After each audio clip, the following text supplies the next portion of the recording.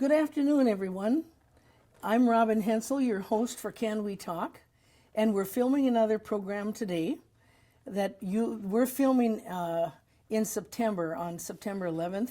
This will be shown in October and November, so a little bit delay here. But my guest today is Paula Overby. And thank you for coming Robin. all the way from the Twin Cities area to be with us. Paula is running for United States Senate seat in 2020 against Tina Smith, as well as Republican Jason Lewis. And I'm just going to turn it over and let Paula tell us a little bit about that. And then I'm going to show you this side as well, because it matches Paula's outfit a little bit better. So, yeah, we introduced that last week at the Pride Fest in Mankato. So we'll be down in Rochester next week, and I think in St. Cloud, somewhere in there. I don't remember the exact date, but. Okay, great. So of course, I ran against Jason Lewis in 2018 and Angie Craig. And of course, Angie Craig is a lesbian. She's married to a woman. She has 4 sons. And one of the things that Jason Lewis brought up in his endorsement convention was the idea that transgender people are an abomination. So I felt that was an issue that should have been addressed in the 2018 campaign. But yes. Maybe we'll get to that now in the 2020 campaign, because he is now running against Tina Smith for. I hope it does US get brought Senate. up. So. And that he gets asked that question. Thank you. Yes, it's an issue that's still kind of hot on people's minds, and gives people a lot of concerns that are, I think, really unnecessary. Mm-hmm. So it's great to be in Little Falls again. People are warm and friendly. I was here just about a year ago for a forum on a pilot project here in Little Falls regarding the opioid crisis. The opioid issue, right. Yeah, so maybe you're familiar with that? Yes, a little bit. So I got a great introduction on what their program is and how they're addressing that, and how they're coordinating community services to get people to the right services and address the problem. So. Well, there are an awful lot of topics that we're going to cover. We're going to be filming 2 shows today. This first show will air in October, the 2nd of November, and I'd like to invite the viewers to watch the second segment as well, because there we're going to be talking about addressing Paula's issues on everything that we're not going to talk about today, all the domestic issues, and, well, just tell the viewers a little bit. I'm a very strong anti-war candidate. I have been since the beginning. I would like to talk about some of the history of why that is. I'm currently supporting Tulsi Gabbard for president. She's the only one that really has a strong message regarding our foreign policy and all of our military spending. Mm-hmm. So that's really what I'd like to talk about today, if that's all right. And I think as a lead-in to all of this, because people in this area maybe are not exposed to as much diversity in race and different issues, certainly sexuality issues as would be in a metro area. I want to just touch on this from your perspective, and what brought this up for me was that I'm not as familiar as I should be with trans issues as well as gay issues, and that in your world, why this is really important for you personally, and especially in conjunction with your campaign, is this issue of the candidate perspectives as a trans woman, and what you've experienced, and all along the way since you first began to run. And if you want to talk about that a little bit, I want to bring up this. I'll let you refer to the book because I can't remember the name of the book, but there's a chapter in there called Openly Transgender Candidates Perspective on Gender in Social Policy. Paula wrote that, and we're going to talk about that a little bit, but go ahead and touch on a little bit of like a summary of that. You know, the first time I ran for office was in 2014. I ran for the U.S. House in the 2nd District. And it really is a gender. At that time, I didn't want my transgender identity to define my campaign. But over time, it's become more important.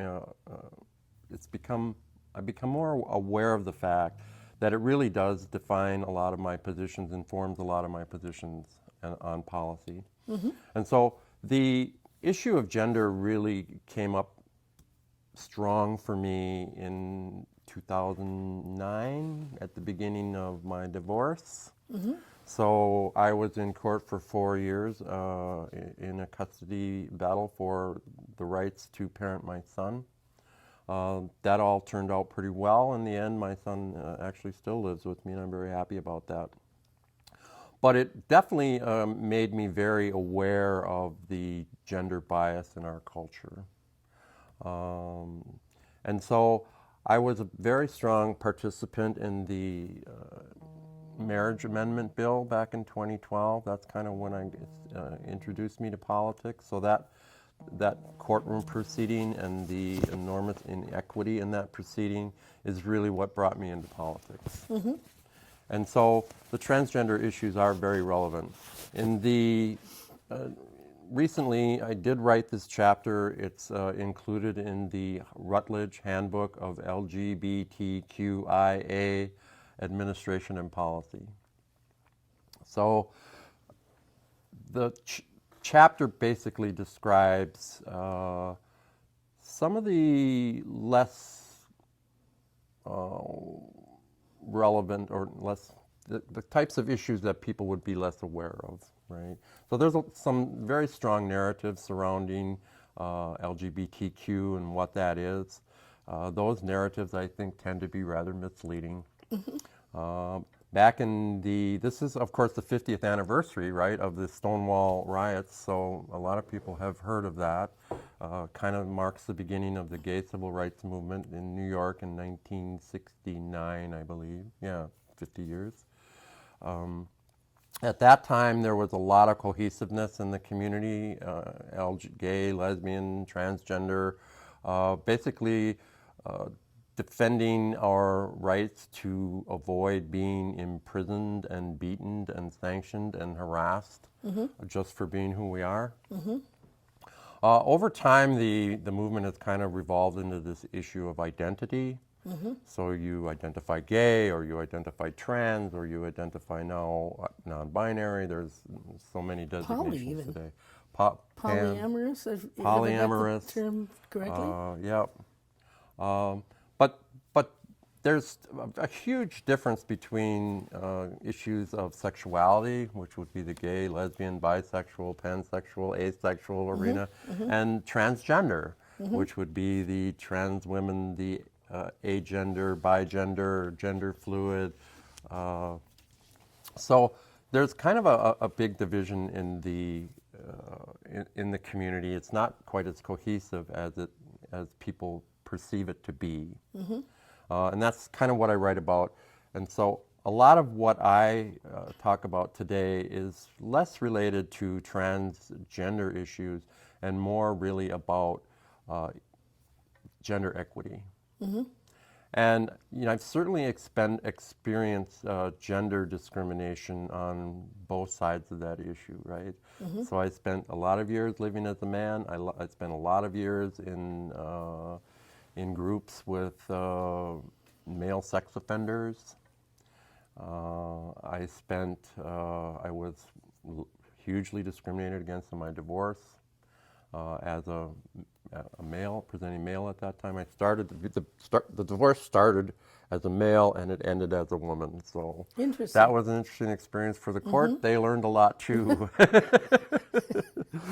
So that's really what the chapter in the book really talks about. I don't know if there were some specific issues in here that you wanted to cover. There are issues of inequality. So the focus around transgender issues really primarily focuses on the bathroom issues. The attacks on the gay community, the LGBT community, have largely focused on the idea that we're a threat to children. There's no evidence of that. The interesting thing about it, though, is that it really does enhance the discrimination against women, in my perspective. So the anti-gay movement was largely directed at men. The anti-trans movement is largely directed at women who are perceived to be men, pretending to be women. So in some respects, it's kind of about protecting the purity of women, right? Which is kind of the narrative we deal with around gender discrimination.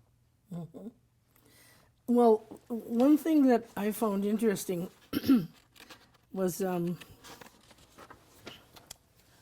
when you talked about one of your doctors, maybe it was, or someone asked you. Oh, that little anecdote about my endocrinologist Yeah. asking me what it was like to be a woman. Yeah.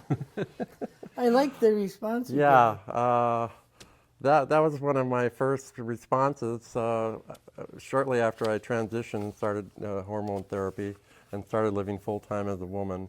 My endocrinologist asked me what it was like. And I said, well, it's great. They discount me, they minimize me, they ignore me, they treat me just like a woman. did. Right. And I've had, and I think that would be apparent in reading the material from the book, that a lot of the discrimination that I experienced as a transgender woman is very similar to the same types of issues that most women deal with, and particularly most women candidates, right? It's a lot about how you look, Yeah. about who you are, and a tendency not to focus on what your policy issues are.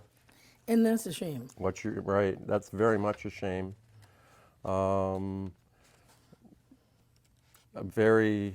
There's another incident in there that describes some of the challenges. When I talk about a convention at the centrist, or at a convention in Kansas City, I asked a pretty reasonable question from a panel discussion. Immediately, 3 men got up and explained what was wrong with my question and why I shouldn't be introducing that issue. And finally, I got up and I said, is there a question in any of this? Because I feel like I've just been lectured. And that's a very difficult thing for women to do. And I thought about it too while they're attacking me, basically. It's like, do I stand up and represent myself and defend myself? Because I know that it's going to reflect negatively on the rest of the women in the room. And these are the types of things that women deal with in virtually any career position, or certainly in politics. So it's been challenging. Well, I found it interesting that there's this one little paragraph in here talks about the two-party system, and we agree on that this two-party trap that we're stuck in is a real problem. And I'll just read one sentence here. There was a growing perception on your part that our two-party system excluded the diversity of thought and culture in much the same way that the binary model of gender excluded transgender voices. I would say that that's an example of how my transgender identity informs some of my positions on policy. This was troubling, this one sentence here, part of the end of the sentence. I received zero support from the LGBT community, and that was related to an October 2012 that you didn't get campaign donations or individual donations. Why do you think it is that that community in particular hasn't supported you like they should have? Well, I'm probably not going to gain a lot of support from the LGBT community here, but I entered into politics or into the campaign right on the heels of the marriage equality bill. Yes, the amendment. Right. Yep. So when there was I felt it was possible to run as a transgender candidate because of that, the environment at the time. But the marriage amendment really deflated the activism of the community, right? So a lot of the funding that supported the anti or the marriage equality movement really came from more wealthy gay men. There is that hierarchy of wealth in the LGBT community, just as there is in the heterosexual community. Yes. You tend to have your white gay males at the top who had generally better employment. You have lesbian women who generally had lower paid jobs and more children to support. Then below that, you've got transgender people, women of color, people of color. So that hierarchy exists as well. And when the marriage amendment passed, most of that funding dried up. Well, And as well as the enthusiasm for activism. So it was we don't have an out community here of any LGBTQ. They're in hiding. And a friend of mine who also ran for office this last go-round in 2018, really, her point is well taken with me. We need a gay pride festival, a parade, something here. I know personally at least 6 individuals who came to me during my first campaign in 2012, the first time I ran for mayor, who expressed their grave concern for their safety in this community. And when Doug Olson, who was my my partner here to do this show since Teresa passed away, Teresa Scorsett, and we should talk about that a little bit too. That's actually how I met Paula, and the reason I asked her to come here is because Doug Olson from the Brainerd Area Peace Coalition met Paula at the recent Peace Talk this fall now, down in Red Wing. Yeah. And when I thought about what topics I wanted to discuss with Paula, one of the main things I wanted to touch on was this issue of transgender and all the issues with LGBTQIA community, because the ice needs to be broken here in Little Falls. There are people of diversity all along what you described, all the different names. Yeah. I wouldn't be able to remember all of them, but I'm not sure I could. I'm sure we have a fair amount of all of those people in our community. However, if they don't feel it's safe to be who they are in this community, they can't really be a full participant in our community in hiding. And I don't like that. I like when people can feel comfortable and a sense of warmth and being at home in a community. Everyone wants that. And so I want to have you conclude. So how do we address that? Yeah, that's a good question. A lot of my background has been in the area of sexual violence and domestic abuse. I worked on projects trying to improve and open up services to same-sex partnerships, LGBTQ people. And having same-sex partners really emphasizes the bias and the problems in our domestic violence services. And so the same is true, and domestic abuse, a lot of these issues really thrive in the arena of secrecy. I mean, you look at the Epstein case right now and the emergence of the Me Too movement. So just that level of publicity is going to have a meaningful impact on the issue of sexual violence and domestic abuse. The same is true with LGBTQ issues. One of the things that I found in working on the Vote No campaign, which was opposing the marriage amendment back in 2012 here in Minnesota, I worked a lot on faith outreach. So I talked to people with strong religious beliefs and serious concerns about the religious moral value issues of LGBT. And what I found is that most people know someone in their family that's gay or transgender or outside the heterosexual norm that we've created, and they are not able to talk about it. So a lot of people were very anxious and relieved to be able to talk to someone like me about the struggle that they felt within their own family. And so that's what, when you have these issues of secrecy, that's what people are dealing with. And so I'm certain that there's a lot of people in this community that are dealing with that anxiety of not being, it isn't just the gay person, it's the family, it's the relatives, it's the friends that also are trying to maintain those secrets. And that puts a lot of stress on a community. And so I totally agree that the pride movements have been a valuable asset to communities. Well, fear and opening up discussion and getting to know your neighbor. fear of everything So- or anything is not healthy. And the more we can get to know people individually, make friends within different communities and different religious philosophy, different cultures, we better ourselves as individuals and as community because of that. And I want to read the conclusion of this paragraph, this chapter in this book. Overcoming these non-profit, governmental, and business institutionalized systems of wealth inequality will ultimately require a significant realignment of the social classes. Since our founding rights in America, have always been linked to property ownership. A broad distribution of property that existed throughout most of our history has nearly vanished.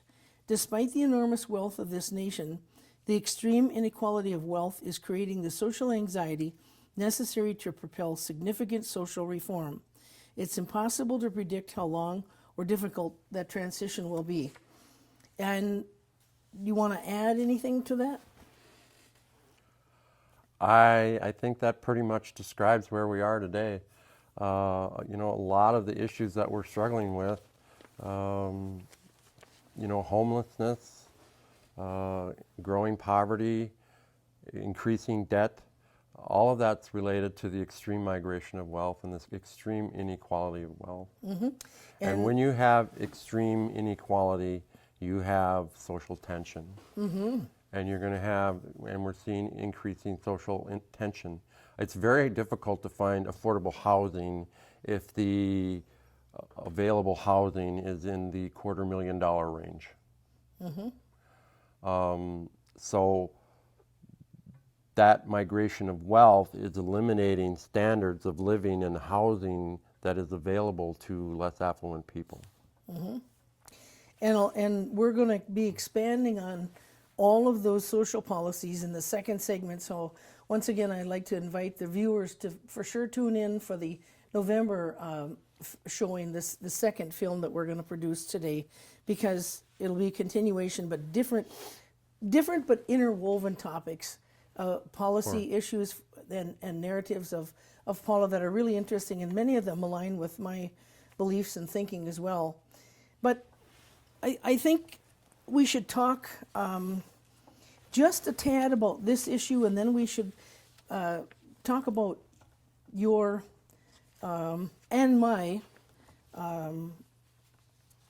So what we you want wanna to talk call it, about the passion. upcoming peace rally, probably.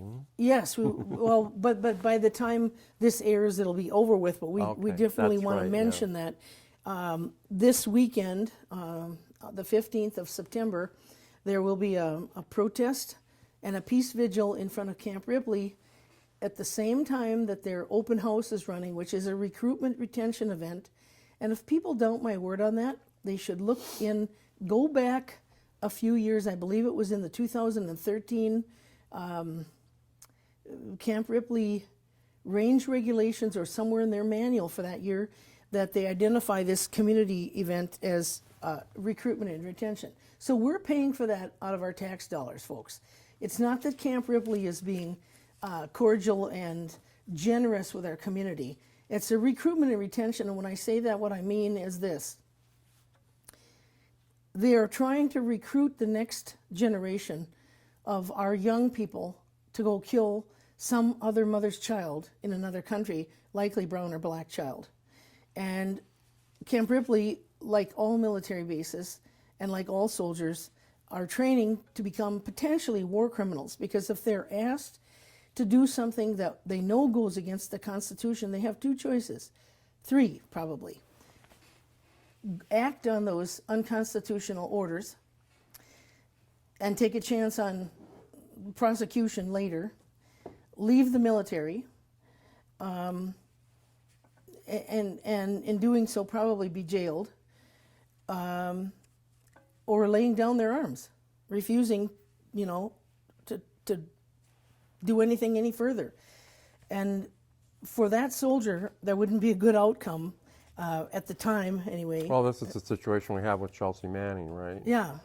She tried Good to example. expose war crimes, Yes. the slaughter of innocent Iraqis, And it was journalists, actually, and it's on camera.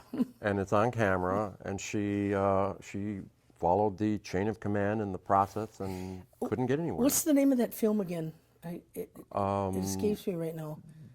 Of the That actually shows the gunning down of the gunships gunning down the Iraqis. Yeah. I don't know. I'd have to look that up again. I've watched it Oh, several it'll come to me. times. Maybe It I is can very research that. disturbing.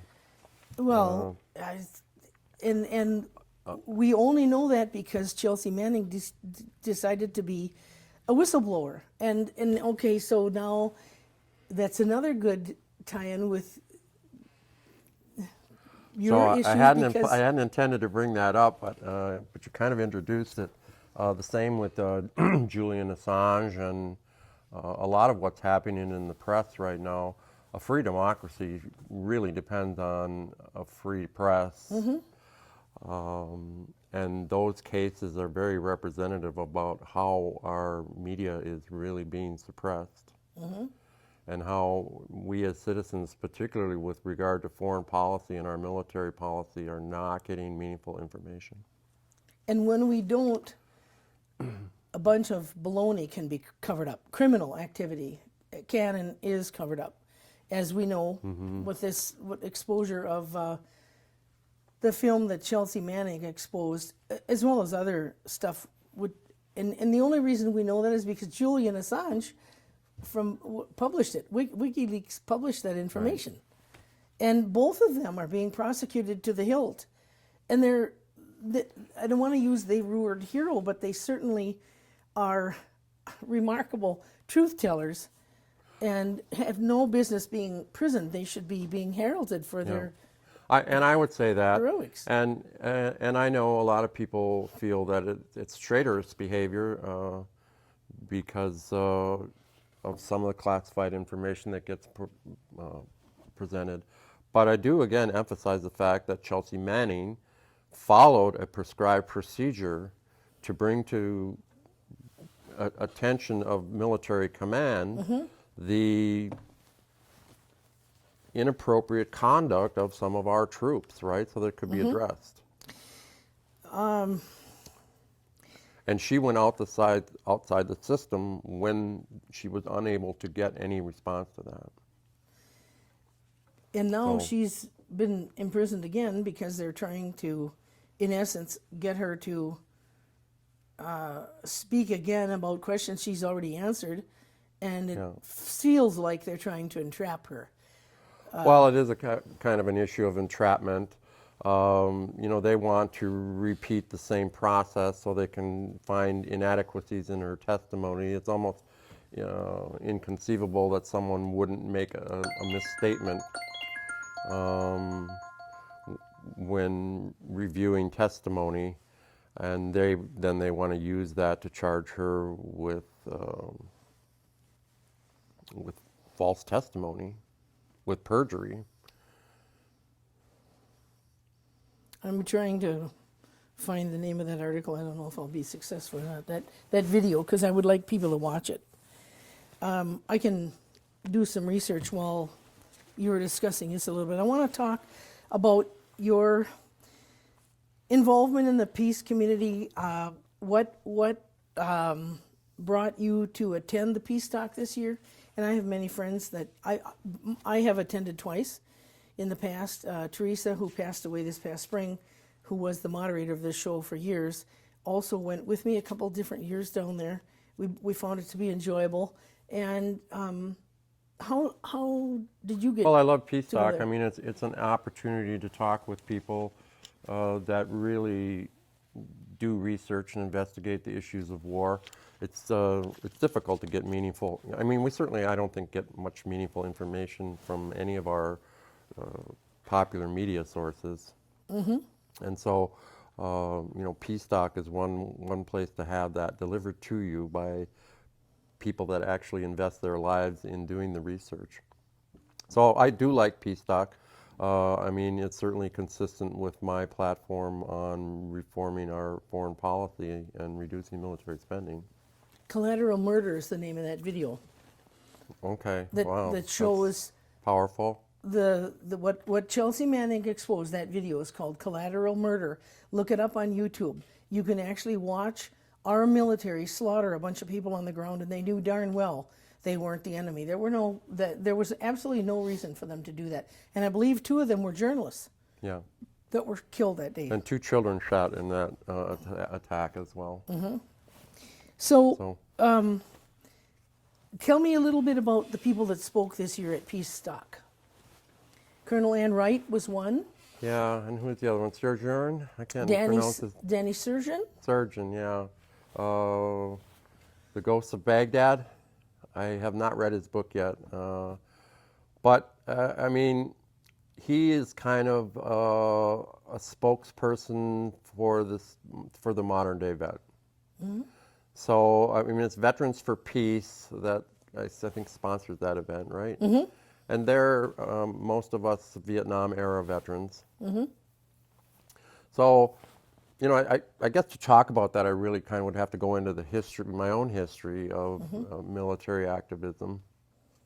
My father was, I was a teenager, college student during the Vietnam War.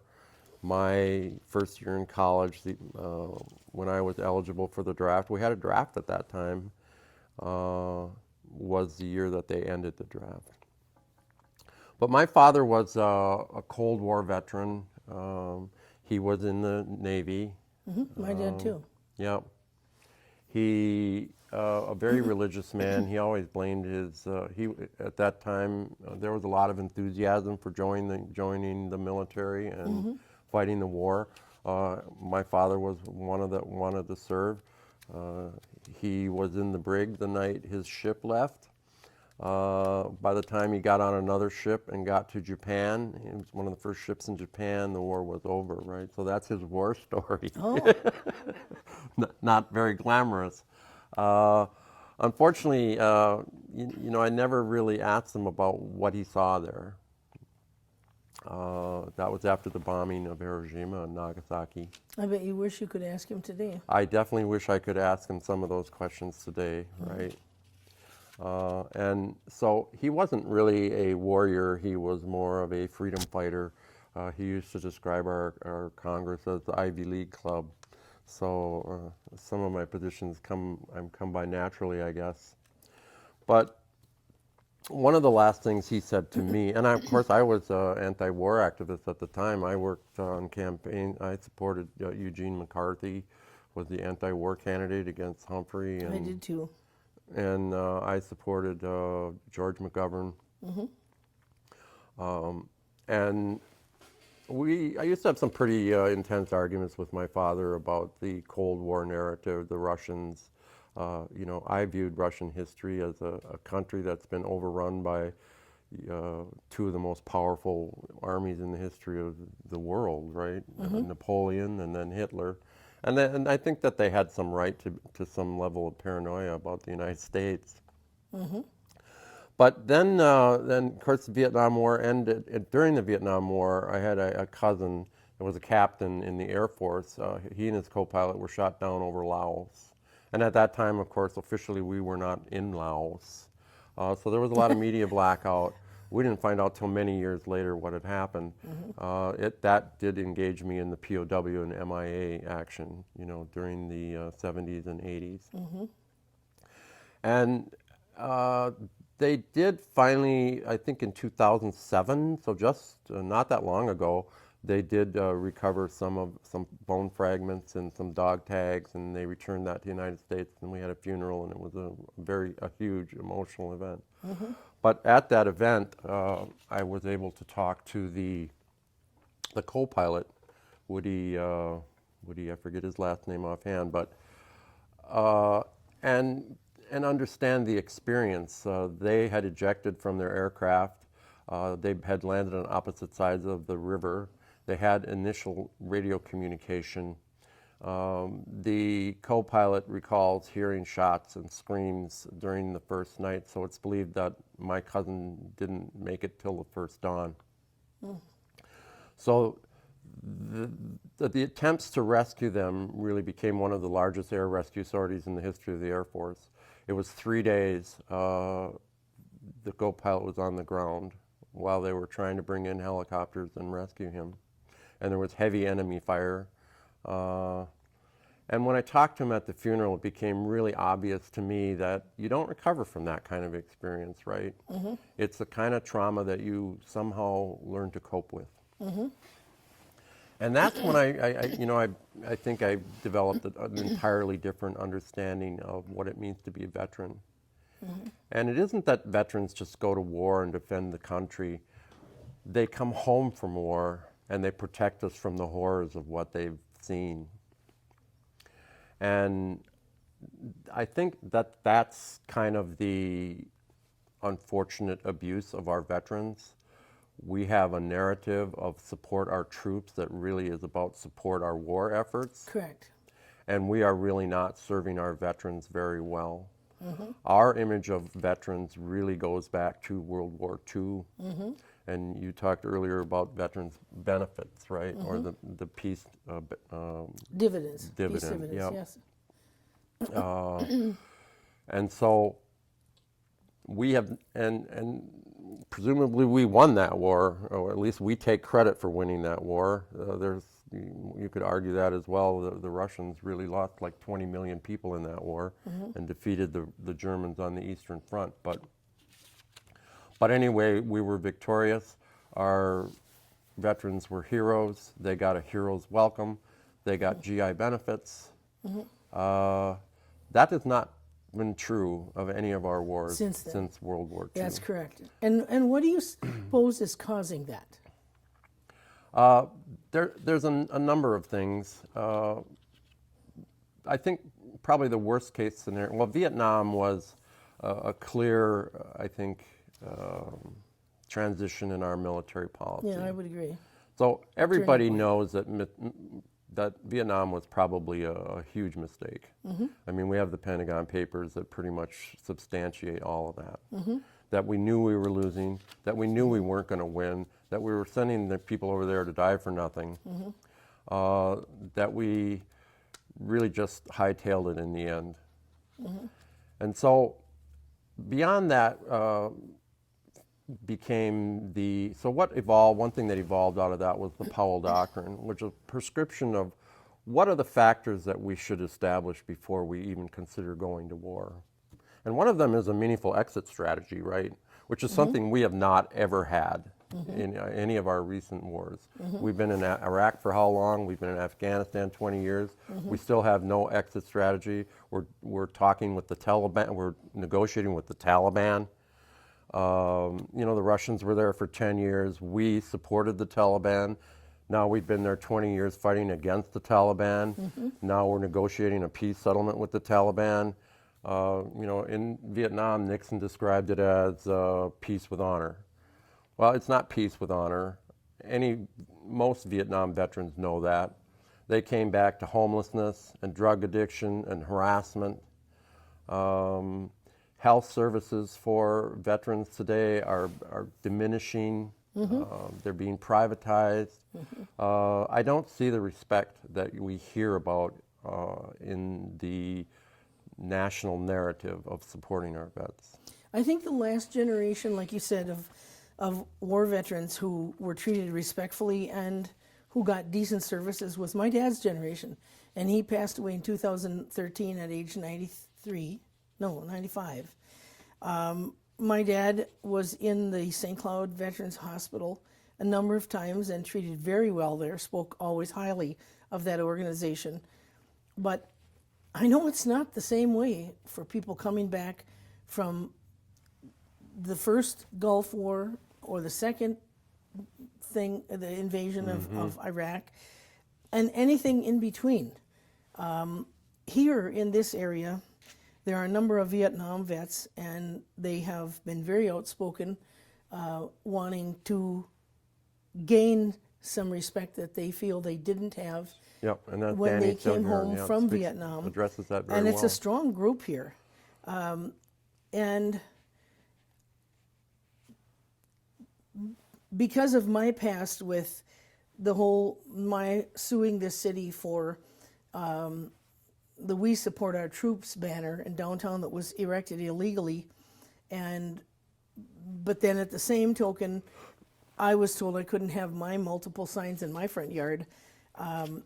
I received some indirect death threats from some of those Vietnam veterans later, and one of them happens to be a radio host out here at Camp Ripley, and his cohort, and I'll think of his name eventually. It slips my mind. Charlie Macadon, and then he had a friend.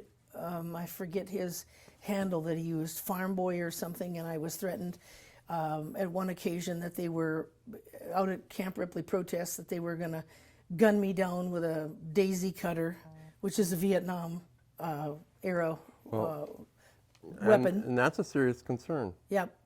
And so, but We see some of that happening in terms of the militarization of our police and the militarization of our society, and even white supremacists who are trained by our military. So you asked me what's changed since World War II, and fundamentally what's changed since Vietnam is that we got rid of the draft, right? We went to this all volunteer service. So poverty draft. we went to essentially a very a media blackout, right? So during Vietnam, we understood the draft. We saw our friends getting drafted. We saw our friends coming home in boxes. We saw the daily body count. We knew there was a war going on. Okay, so there's the media blackout. There's the ending of the draft. And what's happening is that our society is no longer invested in our wars. A lot of people are just simply not, at least not on a daily basis, they're not even aware of the fact that we're fighting all these wars. Unless their kids are in the military right now. Unless their kids are in the military. But in terms of the military makeup, it's less than 3% of the population, first of all right? And it's more, and because it's a mercenary engagement, it's becoming less and less representative of the overall population. So our veterans are not part of the population like they were in World War II, where everybody was involved and we were all engaged in fighting and winning a war. Even people who had wealth, their kids were Even having people to go who too. had wealth, right? Even political representatives, their kids were involved. Some now of those because people became political representatives. Now because you can, the only way you can go in is by volunteering. Right. It's more represented from the bottom, the poverty-stricken kids. So it's lower income people, it's lower status, so marginalized cultures, more black and brown people, and more people that are simply not representative of the general population. And that's kind of a frightening thought when you consider that our Congress is authorizing the use of military force against American citizens. And it's also somewhat disturbing when you hear stories like yours, where veterans are attacking citizens for free speech. Oh, I had two different people I identified on a web stream. One of the real death threats that came to me was there were two sites. One was Chicks on the Right, and the other was, now I have a brain fog for a moment. But I did some back research and found that one was a veteran and the other was a cop. Yeah.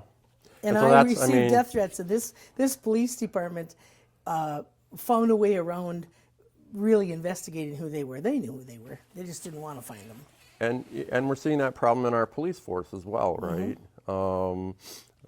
This serious problem of how do we integrate police services with the general population when our police are becoming more and more disconnected from the general population. I mean, we're seeing the same problems in our police force that we're seeing in our military. And we're seeing the increasing militarization of our police departments through the 1033. So all this hardware surplus going to our civilian population, to our city police departments. And there are a lot of war veterans. So they have PTSD and other issues. And Many they are coming out of poverty. Yeah. So, I've had some other discussions on the other side of this that some of our veterans are getting more counseling, that they're getting more, they're getting therapy for their PTSD, they're getting more help in that respect. But the reality, of course, is that they're still isolated from society at large. Okay, they're not allowed, go back to Chelsea Manning again, okay? You're not allowed to talk about the war crimes, the horrors of war. You're not allowed to discuss any of the realities of what our military policy is really like. Or you can be sanctioned for that. So do you think that the treatment... So they're isolated from society. Right. You think partially then that the ill treatment of our veterans coming home from all these illicit wars for corporate profit is because of class? It's a class issue. We have poor people going into the military, primarily poverty-stricken youth from this area as well as all over the place. This is a hotbed of recruitment here because Little Falls in Morrison County is at the bottom of the barrel for poverty. We're like in the lowest 10 in the state for people that are poor. Yeah, that's definitely going to be a big and part so of it. when those young people come home and they're homeless or they have mental health issues or whatever, they're treated more poorly because they came from poverty. That's likely part of the mistreatment. That's what I think anyway. I would definitely say so, yeah. That's very true. And you look at the other thing that's changed here is that we've decided to use our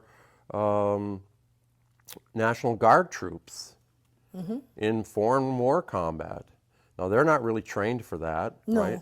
They're trained for local domestic issues. But we're also expending a resource that's not renewable. So it's going to become more and more difficult to recruit people into the National Guard for homeland, I hate to say homeland security, because that's something very different again. But for the natural disasters that are becoming more and more prevalent, actually, and that gets into the And they issue of can't climate help with change, that but- if they're over there in Afghanistan. Exactly. Or And Iraq, you or might else. argue that you might speculate, and probably speculation isn't the best thing for me to be doing, but one reason we need to end our engagement in Iraq is because we need those troops for a future engagement in Iran. I'm not Iraq, Afghanistan, excuse me. So it's going to be increasingly problematic and increasingly costly to provide the kind of troop levels that we're currently sustaining or want to maintain. One thing we didn't talk about ahead of time, and it's not on our list of things to talk about, but I'm curious as to what your reaction is to this Trump letting go of John Bolton recently. How that may affect our going forward, his decisions going forward on militarization throughout the world.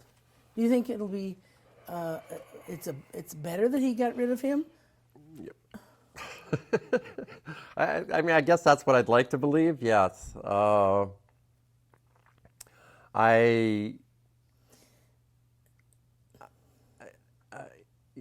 Trump is very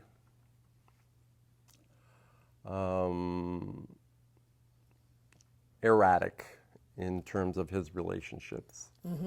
And getting rid of people is just a natural consequence of his daily living.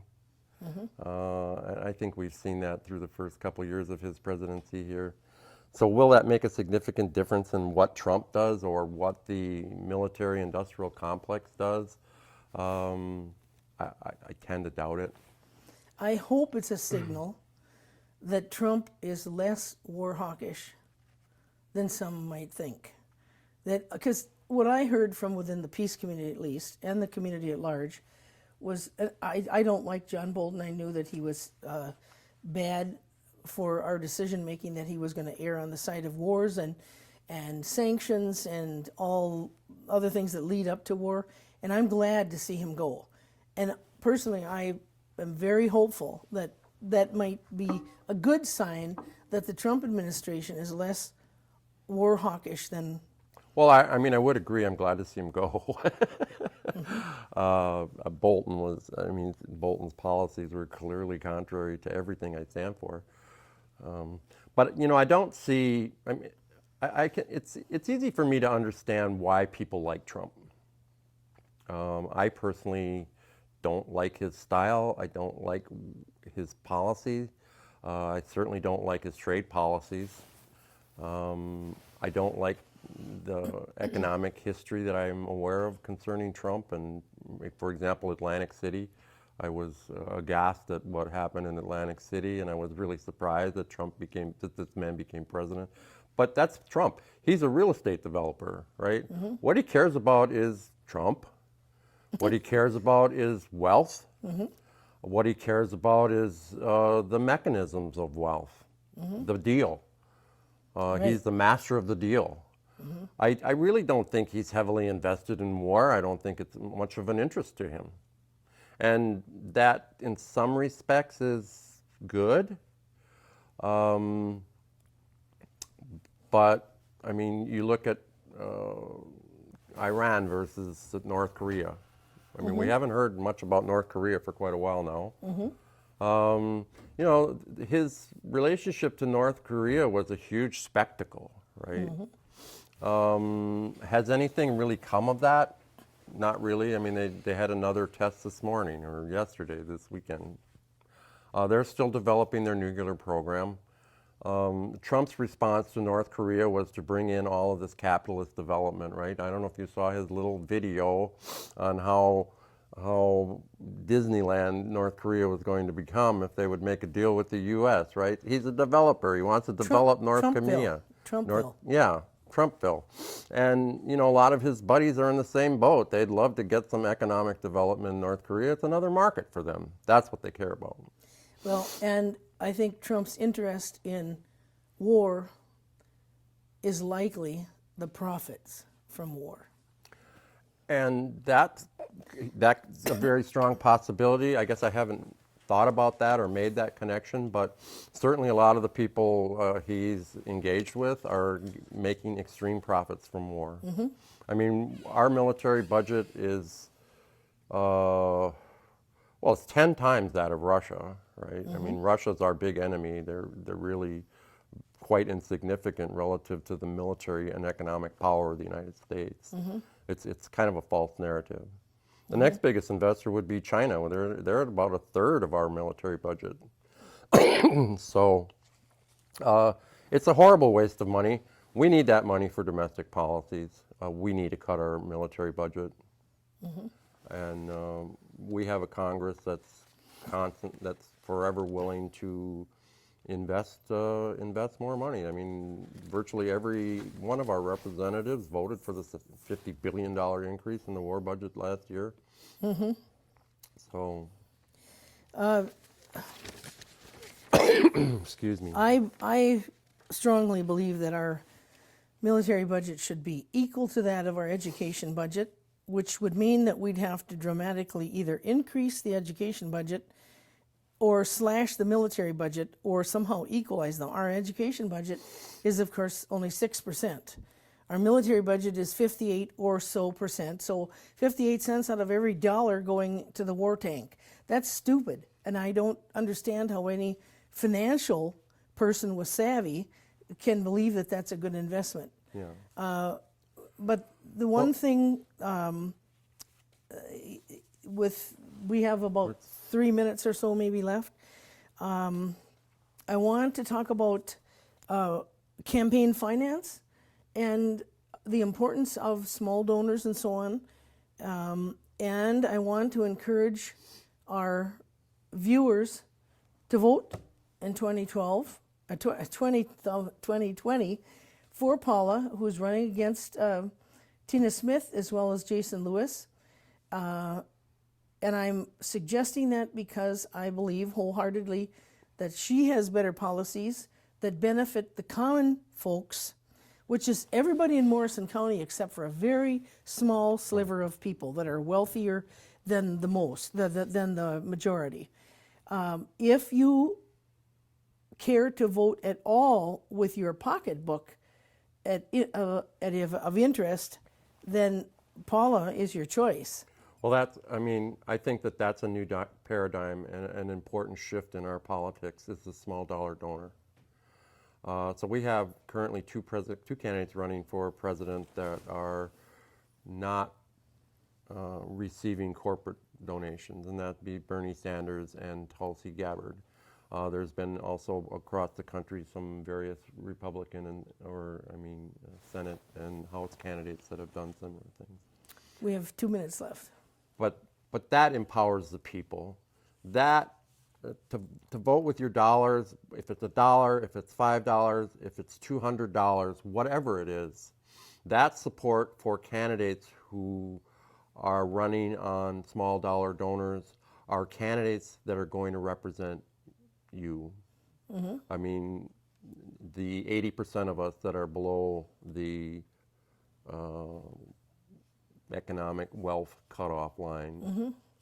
Because otherwise what you get is people who are getting these big political campaign donations, and they are going to represent the people who are giving the money to them, like Purdue Pharmacy and all these other big interests. Why should you give money or volunteer for an organization, the DNC, the RNC, that's not supporting you? Right.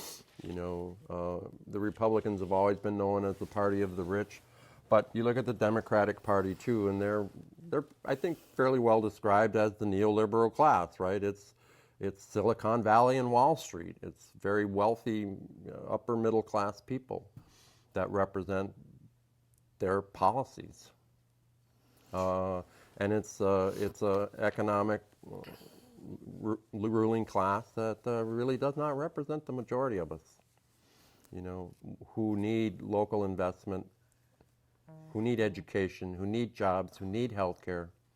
Would you describe yourself as a single issue candidate? Well, I mean, definitely not. I focus on military spending, but I recognize that what we need is a major paradigm shift to shift that huge amount of money we're spending on war to our domestic policies. I agree. And I hope that we can talk about all of those policies on our next show, on your next show. All right, very good. I'm looking forward to it. Thank you. We intend to do just that, and thank you so much again for coming, Paula. And to our viewers, thank you for watching, and we'll see you in November when you watch the second episode. Thanks so much.